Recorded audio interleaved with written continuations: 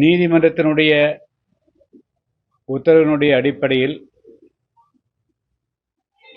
தனியார் வாகனங்களுக்கு அனுமதி கொடுப்பதில்லை. எனவே வரக்கூடியவர்கள் சொந்த கார்களில் வருகிறார்கள் அல்லது அரசனுடைய பேருந்துகளை வாடகைக்கு அமர்த்தி கிராமங்களிலிருந்து மக்கள் வருகை வருகிறார்கள். இந்த பேருந்துகள் அமைப்பதில் மிகப்பெரிய அளவுக்கு ஊழல் நடைபெற்று வருகிறது, மோசடியும் நடைபெறுகிறது. சராசரியாக ஒரு கிலோமீட்டருக்கு 40 ரூபாய் மட்டுமே கட்டணம் வசூலிக்கப்பட வேண்டும்.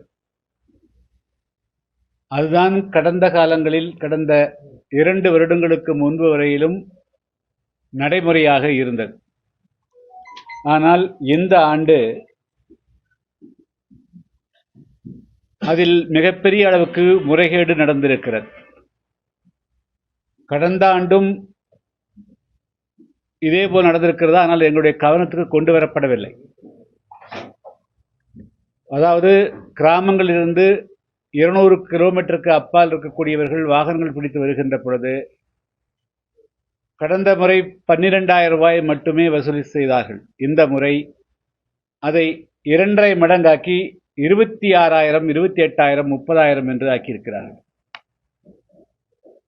இரண்டாவது, அதற்கு எந்த விதமான ரசீதுகளும் போடப்படவில்லை. கடந்த 2 ஆண்டுகளுக்கு முன்பு வரையிலும் டிரைவர் மற்றும் ஓட்டுநர் அனுமதிக்கப்பட்டிருக்கிறார்கள். இந்த ஆண்டு ஓட்டுநர் மட்டும் உண்டு, நடத்துனர்கள் கிடையாது. மேலும் அவரிடத்தில் இந்த சீட்டுக்களை கட்டாக கொடுத்து விடுகிறார்களாம். அது பயணிக்கிறவர்களுக்கு கிழித்து கொடுக்கப்படும் என்று சொல்லுகிறார்கள். ஆனால் அந்த சீட்டுக்களை அப்படியே கொண்டு வந்துவிட்டு திருப்பி கொண்டு போய் விடுகிறார்கள். எனவே இந்த வாகனம் அமர்த்தி வரக்கூடிய நேற்று மட்டுமே ஏறக்குறைய 2000க்கு மேற்பட்ட பேருந்துகள் பரமக்குடிக்கு வருகை புரிந்திருக்கிறது. ஒரு பேருந்துக்கு கூட எந்த மண்டல அலுவலர்களும் அதுக்கு ரசீது கொடுக்கவில்லை. அப்படி என்று சொன்னால் 10,000 ரூபாய் 12,000 ரூபாய் கட்டணம் வசூலிப்பதற்கு பதிலாக 30,000 ரூபாய் வசூல் செய்து கொண்டு அதற்கும் ரசீது கொடுக்கவில்லை என்று சொன்னால் நேற்று மட்டுமே ஏறக்குறைய ஒரு 5 கோடியிலிருந்து 10 கோடி ரூபாய் அளவிற்கு மோசடி நடந்ததாக தெரிகிறது. எனவே உடனடியாக இது தமிழ்நாடு அரசு நேற்றைய தினம் எத்தனை பேருந்துகள் தமிழ்நாடு எங்கும் வாடகைக்கு அமர்த்தப்பட்டது, எதற்காக இந்த முறை 2 மடங்கு 3 மடங்கு கட்டணம் வசூலிக்கப்பட்டது, ஏன் அந்த கட்டணத்தை செலுத்தியவர்களுக்கு ரசீது கொடுக்கப்படவில்லை, இது எல்லாமே வெளிப்படையாக தமிழ்நாடு அரசனுடைய போக்குவரத்து துறை எங்களுக்கு விளக்கமளிக்க வேண்டும். இல்லை என்று சொன்னால் நாங்கள் அந்தந்த மண்டல மேலாளர் மீது வழக்கு தொடுக்க இருக்கிறோம். இந்த பணத்தை அந்த மக்களிடத்தில் சாதாரண ஏழை மக்கள், அவர்களெல்லாம் பெரிய வசதி படைத்தவர்கள் கிடையாது. அந்த சமுதாயத்துக்காக அவர் தியாக இமானுவேல் சேகரன் அவர்கள் படுகொலை செய்யப்பட்டார் அப்படின்னு அவருடைய நினைவாக அவரை அதுக்கு ஒரு அஞ்சலி செலுத்தக்கூடிய வகையில் அவர்களெல்லாம் சொந்த காசு, கூலிக்கு வேலைக்கு போகக்கூடிய சொந்த காசை போட்டு கிராமத்தினுடைய சார்பாக அவர் வருகிறார்கள். அவரிடத்தில் போய் மோசடி செய்கிறது எந்த விதத்தில் சரியா இருக்க முடியும்? எனவே இது குறித்து உடனடியாக தமிழ்நாடு அரசு காவல்துறை போக்குவரத்து துறை ஒரு விளக்கம் அளிக்கணும். அந்தந்த மண்டல மேலாளர்கள் இது மிகப்பெரிய மோசடி, இதில் எந்த சந்தேகமே கிடையாது. ரிசிப்ட் யாருக்கு கொடுக்குது, இதுக்கு அந்தந்த காவல்துறை டிஎஸ்பி இடத்துல போய் பர்மிஷன் வாங்கிட்டு தான் பண்றாங்க. அப்போ இது என்ன நடந்திருக்குது அப்படிங்கிறது வெளிப்படையாக சொல்லணும். அந்த தவறெடுத்த மண்டல மேலாளர்கள் மீது வழக்கு பதிவு செய்து நடவடிக்கை எடுக்கணுங்கிறது என்னுடைய வேண்டுகோளுங்க. அதுபோக நேற்றைய தினம் பார்த்தீங்கன்னா ஒரு கிராமத்தில் 150 கிலோமீட்டருக்கு அந்த பக்கம் புறப்படுறாங்கன்னா 150 கிலோ நான் ஸ்டாப், எங்கேயுமே அவருடைய சிறுநீர் கழிக்கிறது கூட விடாம கொண்டு வந்திருக்கிறாங்க. எங்க அவங்க தண்ணி குடிக்க விடல, சாப்பாடு கொடுக்கல விடல. இந்த மாதிரி அநியாயம் எல்லாம் நடக்குது. அதுபோக எதற்காக எல்லாருமே உங்களுக்கு தெரியும், ஆயிரக்கணக்கான காவல்துறையினர் பாதுகாப்பில் ஈடுபடுகிறார். எதற்காக வழிநெடுக இருக்கக்கூடிய அனைத்து விதமான ஓட்டர்களையும் மூடணுங்க? இது எதுக்காகுது? இந்த தமிழ்நாட்டில் வாழக்கூடிய மக்கள் எங்காவது ஒரு இடத்துல ஒரு சிலர் வந்து தவறு செய்தால் அவர்களை வந்து இப்போ நூற்றுக்கணக்கான சிசிடிவி வழிநடுக இருக்குது. தவறு செய்யக்கூடிய மீது காவல்துறை நடவடிக்கை எடுக்கலாம். அதுக்காக சாதாரண மக்கள் ஒரு குடிக்க தண்ணீர் வாங்குறதுக்கு அல்லது வந்து ஒரு டீ சாப்பிட்றது அல்லது சாப்பாடு சாப்பிட்றதுக்கு எதுக்குமே வழி இல்லாத வகையில் இந்த பரமக்குடியில் எல்லா கடையும் மூடிடுறாங்க. மதுரையிலையும் கூட மூடிடுறதாக சொல்கிறாங்க. அதே போல் வந்து கம்ப்ளீட்டாக வழிநடுக தூத்துக்குடி, திருநெல்வேலி, தென்காசி எந்த பகுதியிலையும் வந்து ஒரு ஹோட்டலையும் கூட திறந்து வைக்கலைன்னா இதெல்லாம் இதே வந்து அப்பட்டமான மனித உரிமைகள். இதை வந்து செய்யக்கூடாது. அது எந்த அமைப்பை சேர்ந்தவர்கள், அதில் வந்து எல்லா அமைப்புகளுமே வரக்கூடியவர்கள் எல்லாருமே சரியாக வராங்கன்னு சொல்ல முடியாது. சில பேர் பிகாஸ் அவங்க கொடுக்குற பானங்கள் வந்து தமிழ்நாடு அரசு எல்லா இடத்துலையும் நீங்கள் வந்து மதுபானத்தை மூடுறேன்னு சொல்கிறீங்க. நீங்கள் டக்குன்னு வந்து சொல்லாமல் கொள்ளாமல் 3 நாள் 4 நாளைக்கு முதல்ல மூடிட வேண்டியது தானே. நீங்கள் எதுக்கு மூடுறீங்க? அன்னைக்கு மட்டும் தமிழ்நாட்டுக்கு மூடலாம்ல. நீங்கள் வந்து டீ கடையே மூடுறீங்க. அதே போல் வந்து நீங்கள் வந்து மதுக்கடை ஒரு 4 நாளைக்கு முதலே 5 நாளைக்கு முதலே அந்த பகுதி எல்லா பகுதியிலும் மூடிட்டு பிரச்சனை சால்வ் ஆகி போருமில்ல. அதையா நீங்கள் மதுக்கடை மூடப்படும்னு அவன் வாங்கி வச்சுக்குவானல்ல. அவங்க எச்சரிக்கிற மாதிரியெல்லாம் இருக்குது. அதனால் வந்து இதெல்லாம் வந்து அரசு வந்து இதில் மனிதநேயத்தோடு நடந்துக்கணும். இந்த மாதிரி டீ கடையெல்லாம் காவல்துறை மூடுவது வந்து சொல்கிறது வந்து அது நியாயம் இல்லை. அது எல்லா எந்த அமைப்பு நடத்தினாலும் சரி. அதனால் வந்து இந்த மாதிரி எல்லாம் வந்து மனித உரிமை செய்யக்கூடாதுங்கிறது என்னுடைய வேண்டுகோள் தான். அடுத்தது நான் வந்து கிராமந்தோறும் சுற்றுப்பிரயாணம் மேற்கொண்டு வருகிறோம். எங்களுடைய புதிய தமிழர் கட்சியினுடைய மாநில மாநாடு 2026 ஜனவரி 7 வந்து மதுரையில் நடைபெற இருக்கிறது. இப்பொழுது கிராமந்தோறும் போகின்ற பொழுது நான் வந்து மிக முக்கியமாக பார்க்கறது வந்து எல்லா கிராமங்களையுமே பெரும்பாலான கிராமங்களில் மக்கள் வந்து குடிநீர் பஞ்சம் பெரிய அளவுக்கு வந்து குடிநீருக்கு நல்ல தண்ணி கிடைக்கிறதில்ல. எல்லா கிராமங்களையும் தண்ணி விலைக்கு வாங்கித்தான் குடிக்கிற மாதிரி பல கிராமங்களில் நிலைமை இருக்குதுங்க. அதை வந்து இந்த அரசு உடனடியாக அட்ரஸ் பண்ணணுங்கிறது என்னுடைய வேண்டுகோள். அடுத்தது இந்த 100 நாள் வேலை அப்படிங்கிறது மிக முக்கியமாக இந்த நாட்டில் வந்து நிலமற்ற ஏழை எளிய விவசாயிகள், விவசாய தொழிலாளர்கள் அவர்களுக்கு வந்து ஆண்டு முழுவதும் வேலை கிடைக்காது என்ற அடிப்படையில் தான் இந்த 100 நாள் வேலை திட்டம் 2004 கொண்டு வரப்பட்டது. அது துவக்கத்தில் வந்து நன்றாக செயல்பட்டது. ஆனால் அண்மை காலமாக இந்த 100 நாள் வேலையை வந்து எப்படி நிறுத்துனாங்கன்னு தெரியல. ஆனால் போகக்கூடிய எல்லா இடங்களிலுமே அந்த 100 நாள் வேலை முறையாக கொடுக்கப்படுவதில்லை என்ற ஒரு குற்றச்சாட்டு பல வழிகளிலிருந்தும் வருகிறது. எனவே இது வந்து இந்த 100 நாள் வேலையில் மத்திய அரசாங்கத்தினுடைய தகவல்படியே வந்து 170% செலவழிக்கப்பட்டதாக சொல்கிறாங்க. ஆனால் கிராமங்களில் வந்து வேலை கொடுக்கப்படலை.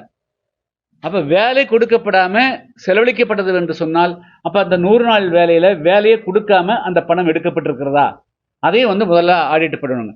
இன்னும் ஒரு மாதத்துக்கு 4 நாட்கள் மட்டுமே அந்த ஏழை எளிய மக்களுக்கு வேலை கொடுக்கப்படுதா தெரியுதுங்க. இது வந்து இதை மட்டுமே நம்பியிருக்கக்கூடிய பல ஏழை எளிய மக்கள், அது குறிப்பாக பெண்கள் வந்து மிகப்பெரிய அளவுக்கு பாதிக்கப்படுகிறார்கள். எனவே இந்த 100 நாள் வேலையில் ஏதோ மிகப்பெரிய அளவுக்கு முறைகேடு நடப்பதாக தெரிகிறது. இதை மத்திய அரசு தனியாக ஒரு குழுவை அனுப்பி என்ன நடக்கிறது என்று வந்து விசாரித்து உரிய நடவடிக்கை எடுக்கணும். இந்த 100 நாள் வேலையை வந்து முறைப்படுத்தணுங்கிறது நான் வேண்டுகோள் வைக்கிறேன். இது தேவைப்படுகின்ற பொழுது அக்டோபர் மாதத்தில் நாங்கள் வந்து போராட்டம் நடத்திருக்கிறோம். அடுத்ததுங்க, இந்த கோயில்களில் இருக்கக்கூடிய தங்கத்தை எல்லாம் வந்து எடுத்து உருக்கி கட்டிகளாக்குனாங்க. தங்க கட்டி தங்க பாராக்குனாங்க. அந்த நகைகளை பாராக்கிற போது அதுக்குள்ள அந்த கல் வந்து ரத்தினம் இருக்கும், முத்து இருக்கும், இது போன்ற வந்து நவ ரத்தினங்கள் வந்து அதில் இருக்கும். அதெல்லாம் என்ன கணக்கு அப்படிங்கிறத பற்றி இந்த அரசு ஒன்றும் வெளியிடலை. எத்தனை கிலோ தங்க நகைகள் உருக்கப்பட்டிருக்கிறது, அது எங்கே வைக்கப்பட்டிருக்கிறது, அதிலிருந்து எடுக்கப்பட்ட அந்த விலை உயர்ந்த கற்கள் எல்லாம் வந்து எங்கே வைக்கப்பட்டிருக்கிறது என்பது குறித்து ஒரு வெள்ளை அறிக்கை வந்து தமிழ்நாடு அரசு வெளியிடும். அது வந்து பெரிய அளவுக்கு வந்து ஆன்மீக பெரியோரிடத்தில் வந்து ஒரு மிகப்பெரிய கேள்வி இருக்கிறது.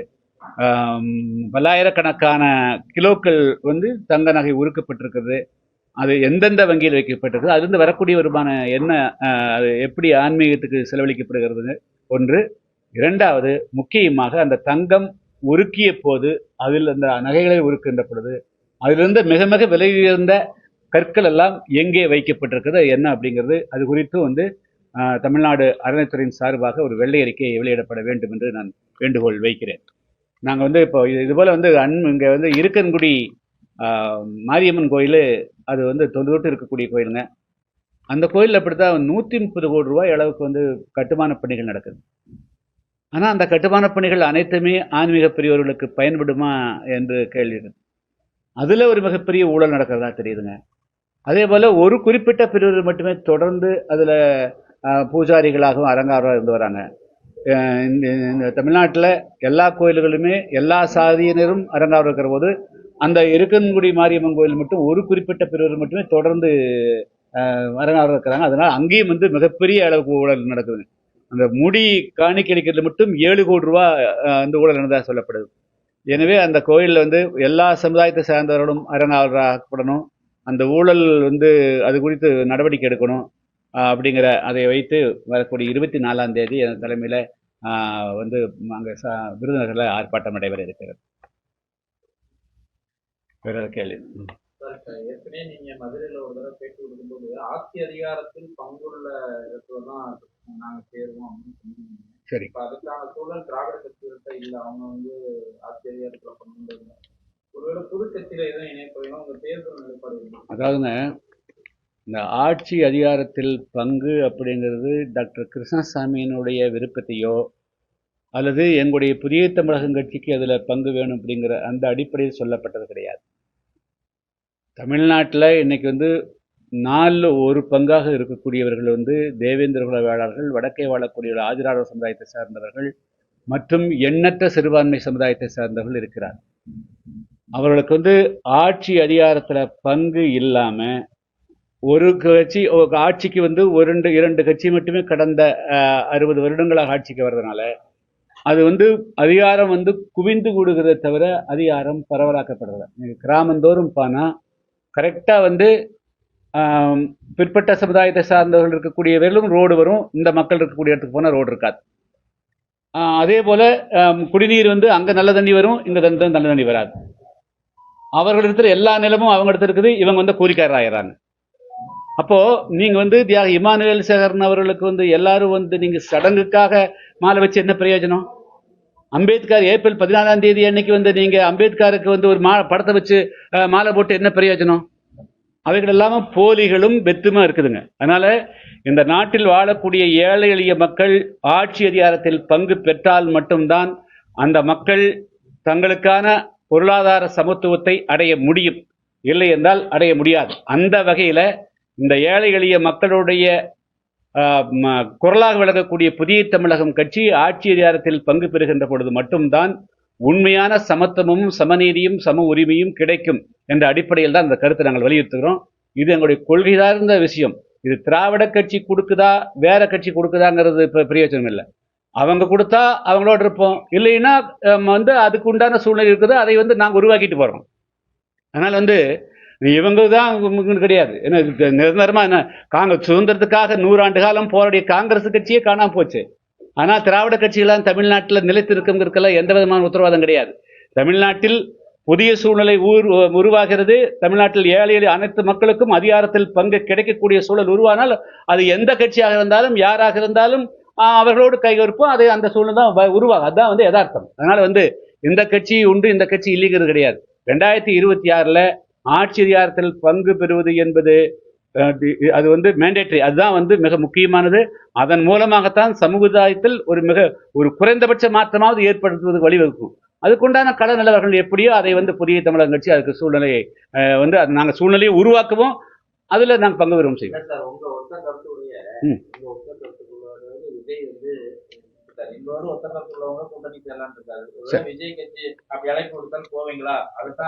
அதாவது நாங்கள் சொல்றோங்களே, இப்போ வந்து நாங்கள் திறந்த மனதோடு இருக்கிறோம். 2026 தமிழ்நாட்டில் இருக்கக்கூடிய 60-70% மக்கள் ஆட்சி அதிகாரம் பொருளாதார சமத்துவத்திலிருந்து ஒதுக்கி வைக்கப்பட்டிருக்கார்கள். அந்த மக்களுக்கு வந்து உரிய பங்கு கிடைக்கணும்னு சொன்னால் அது கூட்டணி ஆட்சி தான் அமையணும். ஒருவேளை வந்து அது வந்து திமுக அண்ணா திமுக அதை ஒத்துக்கவில்லை அப்படின்னு சொன்னால் விஜய் தான் அதுக்கு உண்டான சூழ்நிலையை கடத்த அமைப்பார் என்று சொன்னால் அது நாங்கள் எங்களுடைய மாநாட்டுக்கு பிறகு அது குறித்து நாங்கள் முடிவு செய்வோம். ஆனால் இந்த எங்களுக்கு 2026 ஜனவரி 7ஆம் தேதி தான் மாநாடு வச்சுக்கிறோம். மாநாட்டுக்கு முன்னாடி கூட்டணி முடிவு செய்ய முடியாது. ஆனால் கள நிலவரங்கள் எப்படி மாறுகிறதோ அதுக்கு தகுந்த மாதிரி நாங்கள் முடிவெடுப்போம். எதையும் நிராகரிப்பதற்கு உண்டான வாய்ப்பு இல்லை. எல்லா விஷயத்தையும் நாங்கள் உள்வாங்கிக்குவோம். ஆனால் தமிழ்நாட்டில் 2026 கூட்டணி ஆட்சியில் பங்கு பெறுவது என்பது தமிழ்நாட்டு மக்களுக்கான தேவை. அதை அவர் சொல்லுகிறார் என்று சொன்னால், அவர் அதுக்குண்டான சூழ்நிலை உருவாக்குகிறார் என்று சொன்னால் நிச்சயமாக அதை பரிசீலிக்காமல் இருக்க மாட்டோம். அதையும் பரிசீலிக்கக்கூடிய சூழ்நிலை தான் இருக்கிறோம். இப்ப பாத்தீங்கன்னா தமிழ்நாட்டுல முக்கிய கட்சிகளா இருக்கிற அதிமுக ஒரு மிகப்பெரிய ஒற்றுமைங்கிற விஷயத்துல அவங்க உடந்து கிடக்குறாங்க. அதே போல பாமகலையும் இருக்கு. இப்படியெல்லாம் எல்லா கட்சிகளும் பலவீனமானதுனால திமுகவுக்கு தான் வாய்ப்புலாம் பேசுறாங்க. ஒரு மூத்த அரசியல் தலைவர் எப்படி பாக்குறீங்க சார்? ஆட்சி அதாவதுங்க அப்படி தோணுங்க, அப்படி தோணும். ஆனால் இப்பொழுது இன்று இருக்கக்கூடிய இந்த 6 மாத காலத்துக்கு முன்பாக எந்த சூழ்நிலையும் சொல்ல இயலாதுங்க. உடையிறது 1 2ஆகிறதும் 2 1ஆவதும் 1 4ஆவதும் 4 1ஆவதும் இயற்கையினுடைய விதி. அது எந்த கட்சியும் இன்னைக்கு உடைஞ்சது போல இருக்கலாம், நாளைக்கு திடீரென்று ஒன்று சேரலாம், ஒன்றாக்கிறது 2ஆகலாம். ஆனால் 2026 கள நிலவரத்தை பொறுத்த மட்டிலும் நிச்சயமாக அது கூட்டணி ஆட்சிக்கான கள நிலவரம் தான்.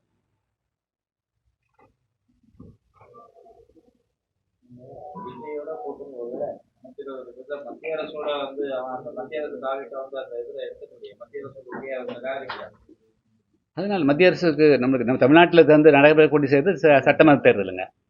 தமிழ்நாட்டில் நடைபெறக்கூடியது தமிழ்நாட்டு மக்களுக்கான ஆட்சி அதிகாரத்தை கொடுக்கிறது, இங்கே இருக்கக்கூடிய சட்ட ஒழுங்கை பாதுகாக்கிறது, இங்கே இருக்கக்கூடிய மக்களுடைய வாழ்வாதாரத்தை பாதுகாக்கிறது. எனவே அதுக்குண்டான அரசியல் சொல்வது மத்திய அரசினுடைய கொள்கை கோட்பாடுகளை தீர்மானிக்கக்கூடிய விஷயம் கிடையாது. இது தமிழ்நாட்டு மக்கள் மாநில அளவில் இருக்கக்கூடிய பிரச்சனை தீர்ப்பதற்காக மாநில அரசாங்கத்தை உருவாக்கக்கூடியது. ஆனால் மாநிலத்தில் இங்கே இருக்கக்கூடிய மக்களுடைய அபிலாஷைகளை நிறைவேற்றக்கூடிய ஒரு அரசை அமைப்பதற்கான சூழ்நிலை எதுவோ அதைத்தான் நாங்கள் முன்னிலைப்படுத்துவோம். இந்த எடப்பாடி பழனிசாமி கூட பிரச்சாரத்துல அந்த விமான நிலைய பெயர்லாம் இது பண்ணி ஒரு சர்ச்சையா பேசியிருந்தாரு. இந்த தீர்மானம் என்ன சொல்றாருன்னா 2 பேரும் தேவையில்ல, பாண்டியன் நெடுஞ்செழியன் அவரோட பேரை வச்சா நல்லா இருக்கும் அப்படின்னு தான் பேசுறாங்க. என்ன பண்ணணும் சார்? அதாவதுங்க, நீங்க 1997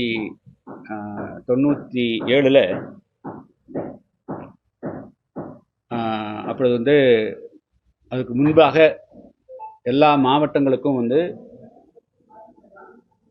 பெரும்பாலான மாவட்டங்களுக்கு பல சமுதாயத்தினுடைய தலைவர்கள் பெயர் வைக்கப்பட்டிருந்தது. போக்குவரத்து கழகங்களுக்கும் பல சமுதாயத்தினுடைய தலைவர்கள், தேசிய தலைவர்கள், மாநில தலைவர்கள் பெயர் வைக்கப்பட்டிருந்தது. அப்பொழுது 95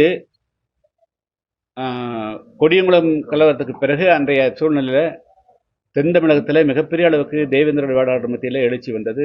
ஆட்சிக்கு எதிராக பெரிய போராட்டங்கள் வெடித்தது. எனவே அந்த மக்களை கூல் பண்ணணும், சமாதானப்படுத்தணுக்காக சட்டமன்றத்திலேயே ஜெயலலிதா அவர்கள் சுந்தரலிங்கனார் பெயரில் விருதுநகர் மாவட்டத்தை மையமாக வைத்து போக்குவரத்து கழகம் நடத்தப்படும் என்று அறிவித்தார்கள். அதை அவங்க அறிவித்த பிறகு சட்டமன்ற தேர்தல் வந்துருச்சு. அதனால் அதை இம்ப்ளிமெண்ட் பண்ண முடியல. 96 திமுக தலைமையில் ஆட்சி அமைஞ்சது. அவர்கள் அமலாக்கல். அதுக்கு பிறகு நாங்கள் போராட்டம் நடத்தி 97ஆம் ஆண்டு மே மாதம் 1ஆம் தேதியிலிருந்து விருதுநகரை மையமாக வைத்து சுந்தரலிங்கம் போக்குவரத்து கழகம் இயக்கப்பட்டது. தமிழ்நாட்டில் அதுவரையிலும் பல்வேறு சாதியினுடைய தலைவர்களுடைய பெயரில் அதாவது போக்குவரத்து கழகங்கள் செயல்பட்டது, மாவட்ட கழகங்கள் இருந்தது. ஆனால் சுந்தரலிங்கம் என்ற அழகான பெயர் கொண்ட ஒரு தேவேந்திர சமுதாயத்தை சேர்ந்த அவரும் சுதந்திர போராட்டத்தியாகி வீரபாண்டிய கட்டபொம்மனோடு இருந்தோடு மட்டுமல்ல, அவர் தற்கொலை படையாக செயல்பட்டு அவர் தன்னுடைய உயிரை நேர்த்தவர். அவருடைய பெயரை வைத்ததை கூட இந்த தமிழ் சமுதாயம் ஏற்றுக்கொள்ளல. அதை பெயரை நீக்கணும்னு பல்வேறு இடங்களில் மிகப்பெரிய போராட்டங்கள் நடக்கும். பெயரை நீக்கணும்காக அதுவரையிலும் எல்லோருடைய பெயரையும் ஏற்றுக்கொண்டார். அதுக்கு பிறகு என்ன நடந்ததுன்னா, அனைத்து கட்சி கூட்டம் நடந்ததுங்க. அந்த அனைத்து கட்சி கூட்டத்தில் தமிழ்நாட்டில் இனிமேல் எந்த மாவட்டங்களுக்கும் எந்த சாதியினுடைய தலைவரும் பெயர் வைக்கக்கூடாது, போக்குவரத்து கழகங்களுக்கு பெயர் வைக்கக்கூடாது, பல்கலைக்கழகங்களுக்கும் சாதி பெயர் ஊட்டக்கூடாது, எந்த கட்டிடங்களுக்கும் சாதி பெயர் வைக்கக்கூடாது, எந்த இடத்திலும் சிலைகளும் வைக்கக்கூடாது என்று முடிவெடுக்கப்பட்டது. அப்போ நான் சட்டமன்ற உறுப்பினர், இன்னும் மூப்பனார்லாம் இருந்தார். நான் என்ன சொன்னேன்னா, ஏன் அப்படி செய்ய வேண்டாம், சுந்தரலிங்கத்தோட ஒரு பேர் தானே கேட்குறோம், இமானுவேல் பேர் ஒரு மாவட்டம் வைங்க, சுந்தரலிங்கத்தில் ஒரு போர்க்கிட்டு பாக்கி நீங்கள் 6 பேர் வச்சுக்கணும் சொன்னேன். இல்லைங்க நம்ம எடுத்துடலாம் அப்படின்னு சொன்னார். சரி, அப்போ நான் எல்லாரும் ஒரு முடிவு எடுத்தாச்சு. அன்று எடுக்கப்பட்ட முடிவின்படி தமிழ்நாட்டில் எந்த கட்டிடங்களுக்கும் யாருடைய பெயரும் வைக்கக்கூடாது, எந்த போக்குவரத்துகளுக்கும் பெயர் சூட்டக்கூடாது, சிலை எங்கே வைக்கக்கூடாது, எல்லா சிலைகளையும் கொண்டு போய் இதில் தான் வைக்கணும், எக்ஸிபிஷன் இதாக வைக்கணும், மியூசியம் தான் வைக்கணும் தான் முடிவு எடுக்கப்பட்டது ஆச்சுங்களா. மியூசியத்தை அருங்காட்சியகத்தை தான் வைக்கணும்னு சொல்லி முடிவு எடுக்கப்பட்டது. ஆனால் இப்போ இதுக்கு திடீர் அந்த கிளப்பணும். ஏற்கனவே முடிவு எடுக்கப்பட்டது, அன்னைக்கு முடிவு எடுக்கப்பட்டது, அது இவருக்கு தெரியுமில்ல. அன்னைக்கு அதுக்கு பிறகு பல நேரங்களில் அம்மையார் ஜெயலலிதா இடத்துல 2011 பேசுகின்ற பொழுது கூட இந்த பிரச்சனைலாம் வந்த போது அவங்க மிக முக்கியமான ஒரு கருத்து சொல்லியிருக்கிறாங்க. அது ஒரு குறிப்பிட்ட காலத்தில் நான் சொல்கிறேன். அப்போவே இந்த மாதிரி விமான நிலையத்துக்கு பெயர் வைக்கக்கூடிய மேட்டர் அது முடிவு செய்யப்பட்டு விட்டது ஆச்சா. ஆனால் அதை மீண்டும் அது கிளப்புறது நியாயமில்லை, சரியில்லை. இதனால் ஏற்கனவே சாதிகளாக உடைந்து போய் அந்த இருக்கக்கூடிய தமிழ் மக்கள் இப்போ கௌரவ கொலை பயன்படுத்தி பிரச்சனைகள் வரக்கூடிய நேரத்தில் இதெல்லாம் அவசியமற்றது. அதனால் அதை இது மீண்டும் கிளப்புறது எந்த விதத்திலும் சரியாக தோணலை. 1998 அனைத்து கட்சி அக்டோபர் மாதம் 25, 26 நடந்ததுங்க, செக்ரட்டரியேட்டில் நடந்தது. அதனால் முதல்ல சிலை வைக்கிறது, எல்லா சிலையும் எடுக்க சொன்னாங்க, ஏன் எடுக்க மாட்டேங்கிறாங்க? எல்லா சாலைகளுடைய இருக்குதுல்ல, கம்ப்ளீட்டாக தமிழ்நாட்டினுடைய அனைத்தால் இங்கிருந்து நீங்கள் மதுரையிலிருந்து போடி கம்ப வெள்ளம் உத்தம எதுக்கு நடு ரோட்டில் அத்தனை சிலை வச்சுக்கிறாங்க? எல்லா சிலையும் எடுக்கலாமில்ல? மதுரைக்குள்ள இத்தனை சிலை, மதுரைக்குள்ள மிஜிரா கோட்ஸ் பக்கத்தில் இருந்த சிலையெல்லாம் எடுக்க சொல்லி ஆர்டர் போட்டாங்கல்ல, ஏன் எடுக்க மாட்டேங்கிறாங்க? முதல்ல ஒரு நீதிமன்ற ஒரு உத்தரவு போடுது சொன்னால் அந்த உத்தரவை ஃபாலோ பண்ணணுங்க. ஆல் பார்ட்டி மீட்டிங் எடுத்து அதை சரி செய்யணும். அதை ஃபாலோ பண்ணாமல் அவர் இஷ்டம் போல் பண்ணக்கூடாது. ஆனால் தமிழ்நாட்டில் இப்போ தமிழர்களை ஒற்றுமைப்படுத்தணும். முதல்ல மக்களுக்கு தமிழ்நாட்டில் இன்னைக்கு வேலையில்லா திண்டாட்டம் படித்த இளைஞர்கள் மத்தியில் மிகப்பெரிய அளவுக்கு இருக்குது. கிராமப்புறங்களில் மக்கள் மத்தியில் குடிநீர் பிரச்சனை போராடுறாங்க, வேலை கிடைக்காம பசியோடு பட்டினியோடு கண்ணீர் வடிக்கிறாங்க பெண்கள். அதுக்கு பதில் சொல்லணும். 2026 நாங்கள் இந்த மாதிரி ஒரு நல்லாட்சி கொடுப்போம், அல்லது இதுக்கெல்லாம் மாற்ற கொடுப்போம்னு சொல்லணும். அதுபோக கிராமந்தோறும் ஆண்கள் மதுவால் சீரழிந்து போயிட்டாங்க. சமூகத்தை பார்க்குற போது, அதுவும் குறிப்பாக அடித்தள மக்களுடைய வாழ்வு. நாங்கள் ஒரு கூட்டத்தில் ஒரு 300 வீடு இருக்குதுன்னு சொன்னால் 300 பெண்கள் நிற்கிறாங்க, ஆண்கள் அத்தனை பேரும் மதிமயத்தில் இருக்கிறாங்க. அதனால் அவங்க உடல்நிலை கெடுத்துக்கிறாங்க, பொருளாதாரம் அழியுது. இதையெல்லாம் பற்றி பேசுகிறாங்க. வந்தால் மதுவை ஒழிப்புன்னு சொல்லலாம். அதையெல்லாம் விட்டு போட்டு மீண்டும் மீண்டும் சமூகத்துக்குள்ள பிளவுகளை உருவாக்கக்கூடிய கருத்துக்களை எந்த தமிழ்நாட்டில் பிரதான எதிர்கட்சி கட்சிகள்னு சொல்லக்கூடியவர்கள் சொல்ல வேண்டிய அவசியம் கிடையாது. அதனால் இந்த பெயரிடக்கூடிய விஷயங்கள், சிலை, இந்த விஷயத்தில் ஏற்கனவே முடிவுபடப்பட்டது. இது பொதுவான பெயர்களில் அழைக்கப்பட வேண்டும். ஏற்கனவே எடுத்த முடிவின்படி நடக்கும் தான் சரிங்க. அதே 1998 அக்டோபர் 25, 26 அனைத்து கட்சி கூட்டத்தில் சென்னையில் எடுக்கப்பட்ட முடிவுபடி தமிழ்நாடு இருக்கிற அனைத்து சிலைகளையும் அகற்றி அருங்காட்சியகத்தில் வச்சிருங்க, எந்த பெயரும் இடாதீங்க, அந்த முடிவுக்கு வாங்க.